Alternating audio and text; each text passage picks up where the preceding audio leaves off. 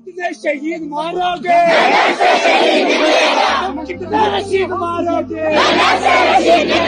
अस्सलाम वालेकुम नाज़रीन, आप देख रहे हैं हमारा YouTube चैनल और मैं हूँ सुवारिया रहमान। मकबूजा जम्मू कश्मीर में भारतीय फौजियों की तरफ से गुज़िश्ता साल दिसंबर में अगवा किए गए कश्मीरी नौजवान अब्दुल रशीद डार की लाश जिला कुपवारा के जंगलात के इलाके जरहामा से मिली है, जिसके बाद जिला के इलाके कुरनपुशपुरा में मोदी हुकूमत और उसकी सफाक फौज के खिलाफ जबरदस्त एहतजाजी मुजाहिरे शुरू हो गए हैं। अब्दुल रशीद डार के अहले खाना ने जनवरी के शुरू में प्रेस इनक्लेव श्रीनगर में एहतजाज करते हुए कहा था कि उनके बेटे को भारतीय फौज ने हिरासत में लेने के बाद जबरी गुमशुदगी का निशाना बनाया है। 22 दिसंबर को senior superintendent of police Kupwara ने भी मीडिया के नुमाइंदों को तस्दीक की थी कि डार को भारतीय फौज ने अस्करियत पसंदी केस से मुतालिक एक मुकदमे में पूछगछ के लिए हिरासत में लिया था। ताहम बादशाह फौज की जानिब से दावा किया गया था कि वो 15 दिसंबर को हिरासत से फरार हो गया था, मगर अचानक शहीद अब्दुल रशीद डार की मैयत बुध की सपहर इसके अहले खाना के